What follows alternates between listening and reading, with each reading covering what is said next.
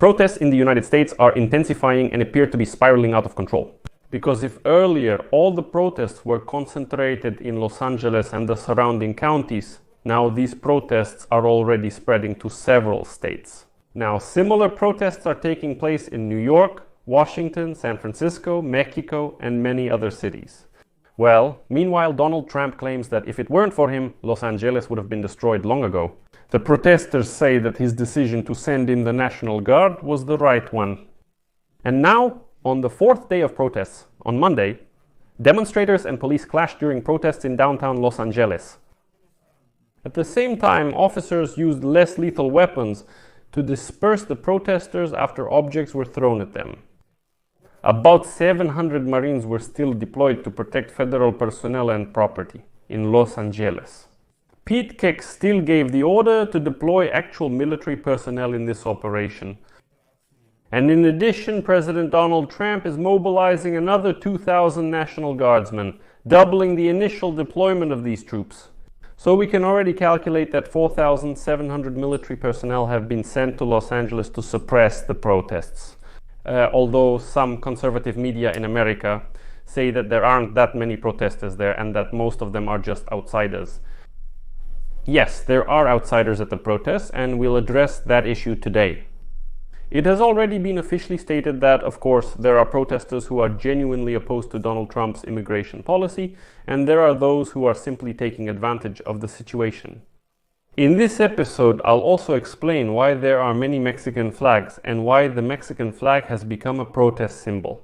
But before that, I'll say that the so-called border czar of Donald Trump, Tom Homan, said that deploying the Marines was necessary to suppress the protests. But the governor of California, Gavin Newsom, and the mayor of Los Angeles, Karen Bass, criticized such a federal deployment, and Bass says that the city is being used for federal government experiments. I don't think that our city...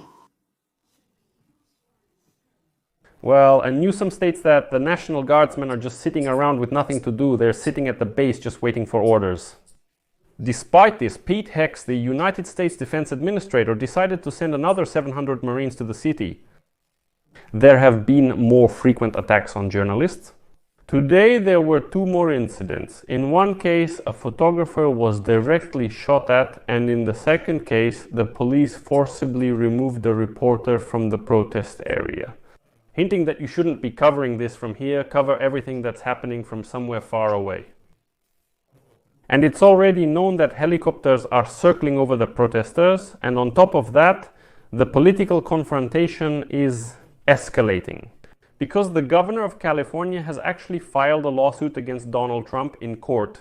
And Donald Trump stated that both the governor of California and the mayor of Los Angeles should be arrested for obstructing the work of federal authorities. Let's now figure out together what's happening with the protests in the United States of America, break everything down, and go over the main information known at this moment. I'm Alexei Pichi. Today is June 10th. Let's go through it all step by step. But before we start, I ask you to subscribe to the channel, leave a like, write any comment under this episode, and be sure to subscribe to my Telegram channel. The link is in the video description. There we post breaking news as soon as it comes in. The things you're reading about in Los Angeles, thank goodness we sent out wonderful National Guard that really helped, and many problems exist out there. So I'll start this episode with some information. Why are there so many Mexican flags at protests in the United States of America? And today, information has already appeared that high-ranking intelligence officials are saying that the crowd gathering in Los Angeles, most of them are actually progressive citizens who feel called to defend the rights of illegal migrants, to defend the idea that they shouldn't be deported so harshly. But on the other hand, intelligence sources say that some of the protesters fit the profile of so-called professional agitators, who are constantly looking for confrontation with law enforcement. Intelligence reports suggest that the peaceful protest is being coordinated by an organization. This organization's members are dedicated to defending the rights of La Raza, who are Mexicans and indigenous peoples in the United States. And this organization highly appreciated the efforts to fight against the Migration Service and other agencies. A representative of this community in Los Angeles stated that he has the moral right and the universal right to protect his people from abduction and family separation. So this answers the question of why there are so many Mexican flags. Because it is mainly this organization that has taken on, so to speak, the idea of coordinating this protest. At the same time, according to law enforcement officials, not everyone who has taken to the streets of Los Angeles over the past 4 days has been motivated solely by the desire to protest against the Trump administration's immigration actions. Los Angeles Police Chief Jim McDonnell pointed out the differences between criminals and lawful protesters. And he states the following: "When I look at the people who commit violence, I see that these are not the people we see during the day, who are lawfully exercising their rights guaranteed by the First Amendment to have the opportunity to express their feelings about the issue of immigration control."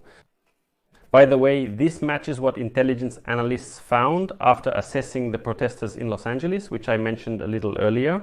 And, as stated, many protesters spoke out against the recent immigration raids and the deployment of the National Guard by President Donald Trump. However, others fit the profile of professional rioters, and it is known that these people are constantly seeking confrontation with law enforcement. And so, former FBI agent Steve Moore describes those who are on the streets of Los Angeles after dark as a motley group of adventurers who sometimes live stream burning cars on the internet. Quote, "We have Antifa and similar groups, anarchists, who simply see this as an opportunity to sow chaos because that's their main business. Many of those who commit violence hide their faces, but according to Moore, federal authorities are still able to identify them." Quote, "The FBI quickly identifies these people despite the masks. The FBI has technologies that anarchists really don't understand." Well, this is the initial assessment that yes, there really are absolute rioters who mostly come out at night to these protests and cause all this destruction.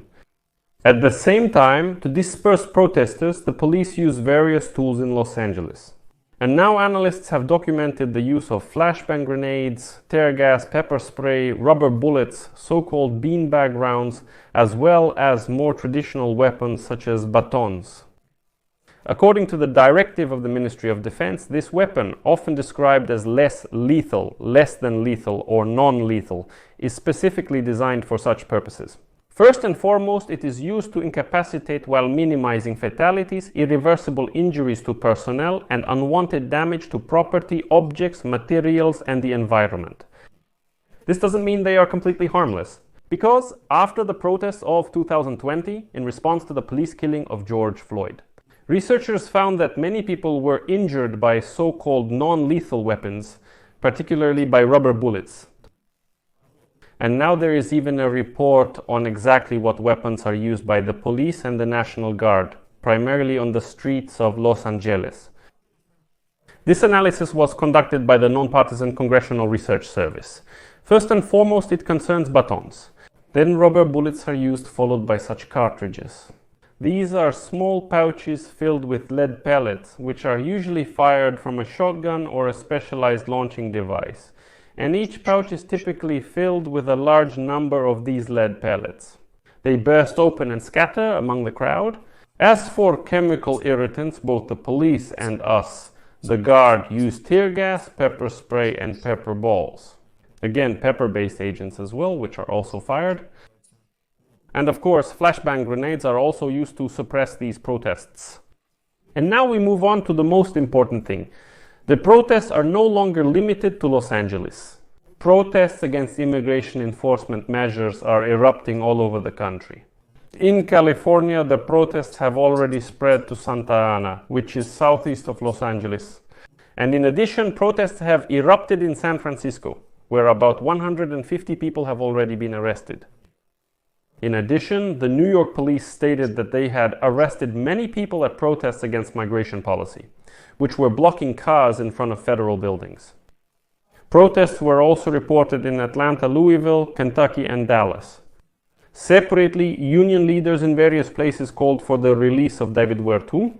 This is actually an interesting episode. He is such an influential union leader from California, and for some reason he was detained during a protest in Los Angeles. He was later released on bail and is being charged with allegedly interfering with immigration agents' work. And so demonstrations for his release took place in cities like Boston, Pittsburgh, Charlotte, Seattle, and in Washington. By the way, there were also protests in the District of Columbia in Connecticut and in New York. Finally, Democrats have begun reacting to the current situation in the United States. The representative of the Democratic Party from California, John Garamendi, stated that President Donald Trump's reaction to the protests in downtown Los Angeles is that Trump is pretending to be the king of this country, possessing absolute power and the authority to do whatever he wants. Garamendi said that the significant backlash caused by the recent immigration raids and Trump's actions was expected. Quote, "They are not finding criminals, they are finding people who are hard-working family members, some of whom are studying. They have sown fear throughout the country." Well, moving on. Congressman expressed hope that the state police and local police will be able to maintain control and that this whole situation will calm down. Quote, "Protests are absolutely appropriate and legal, but they must be peaceful protests. They cannot be violent, they cannot throw stones and bottles at the police. That is wrong, and these people should be arrested and probably will be arrested." Trump, in his usual style, stated that if it weren't for him, Los Angeles wouldn't even exist anymore. He defended his controversial decision to deploy the National Guard in Los Angeles against the wishes of California Governor Gavin Newsom. And on social media, he wrote the following: "If I hadn't sent troops to Los Angeles over the past 3 nights, this once beautiful and great city would have burned down by now. Completely, just like what happened to the 25,000 homes that burned down in Los Angeles because of the incompetent governor and mayor." Here, of course, it's a really strange comparison, because in fact Trump is probably referring to the wildfires that really devastated the state earlier this year. He's comparing the fact that 25,000 homes burned down in the wildfires to a hypothetical scenario where the same thing would have happened. Trump claims that deploying the National Guard prevented dire consequences during the protest, which he distinguishes as a separate event. But that's not all yet. The thing is, in my opinion, excuse me, this is my subjective opinion, but I think Trump has completely lost his mind. And on the eve of June 9, in the same social network, Truth Social, he writes the following: "We made the right decision by sending the National Guard to stop the violent riots in California. If we hadn't done this, Los Angeles would have been completely destroyed. The incompetent governor, Gavin Newsom, and Mayor Karen Bass should have said, 'Thank you, President Trump. You are simply wonderful. Without you, we would be nothing, sir.' Instead, they decided to lie to the residents of California and America, claiming that we weren't needed and that these were peaceful protests. Just one look at the photos and videos of the violence and destruction is enough to understand everything you need to know. We will always do whatever is necessary to ensure the safety of our citizens so that together we can make America great again." Well, after that, by order of Pete Hegseth, 700 Marines are being sent to Los Angeles who will join the National Guard in response to the protests. In addition, Donald Trump signed another order to send another 2,000 National Guardsmen to Los Angeles. So we already have a total of 4,700 military personnel in this city and county. But the same governor of California, Gavin Newsom, says that this doesn't need to be done at all. He says that the number of National Guard troops already deployed are mostly just sitting around with nothing to do, waiting for some kind of order. That's why there's no need to create this whole picture of chaos, no need to send in the military, because even the local police are basically handling it. Here's an interesting point. Trump is very similar to his Vice President James David Vance. I'll explain why momentarily. And do you remember when President Zelensky was in the Oval Office on February 28th and Zelensky asked Vance, "Have you ever been to Ukraine to even talk about what's happening there?" And Vance said, "I've seen stories, I've seen videos from there, so I can judge what's happening there." Trump is saying the same thing now. I can judge what's happening in Los Angeles from photos and videos. Could Trump fly to Los Angeles to California to see for himself what's happening? But instead, Donald Trump is going to Fort Bragg on Tuesday to begin preparations for the celebration of the 250th anniversary of the United States Army. The highlight of this celebration will be a large military parade on Saturday in Washington. The backdrop for the visit, as well as for the weekend events, was Trump's decision to activate National Guard troops and mobilize active duty Marines in Los Angeles amid protests against immigration control. And as you can see, Trump, instead of going to see what's happening there, is heading somewhere else because he's preparing for the military parade. And here we move on to Pete Hegseth, the United States Secretary of Defense. Today he is being questioned in the United States Congress, specifically in the House of Representatives. And today Pete Hegseth was forced to answer a question about how the mobilization of the National Guard and the Marines in Los Angeles is being funded. During today's defense hearings in the House Appropriations Subcommittee, Hegseth stated that the Department of Defense will be able to cover unforeseen expenses within the framework of the budget request for the 2026 fiscal year. Representative from Minnesota Betty McCollum, a senior member of the subcommittee from the Democratic Party, questioned Hegseth about how the recent actions of the administration will affect the budget. Next, I will quote her. What is the current cost of what is happening in California, and how will this affect this budget or the budget we are currently working with? Where in your limited budget, Sarah, are you planning to find the money for the remainder, for the rest of this fiscal year? Where are you planning to get the funds to cover these deployments? What gaps are being created? Calvert initially refused to answer this question directly, instead repeating that, in his opinion, the Immigration and Customs Police have the right to safely conduct operations in any state and any jurisdiction of the country. And he referred to the protests of 2020 in Minneapolis, where, according to him, the National Guard was mobilized too late. He was once again pushed to answer, and now the Republican from California, Kevin Calvert, says, listen, just answer the question already. With what money is the deployment of the National Guard and Marines to Los Angeles being funded? Well, in the end, Kex answered that according to the new budget request, the Ministry of Defense, quote, will have funding to cover unforeseen expenses, especially such important ones as maintaining law and order in a major American city. In general, I think this story will definitely have a continuation. It is already spreading to other states, not just California. Trump is raising the stakes. Trump is sending additional National Guard troops and military personnel to this city.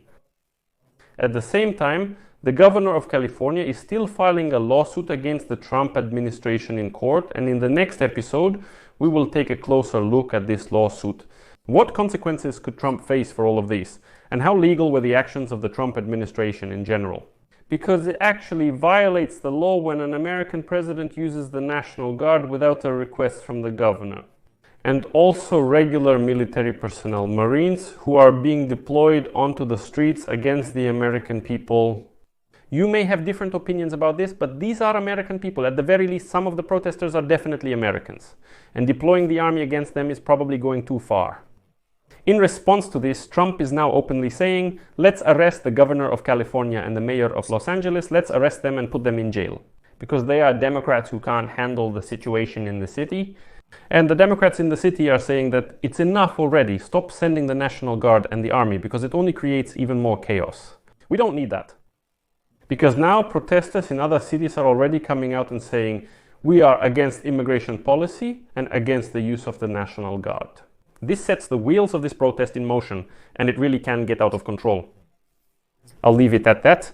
Friends, share your opinions and conclusions about this in the comments below this episode. Subscribe to the channel, hit the bell, and don't forget to like.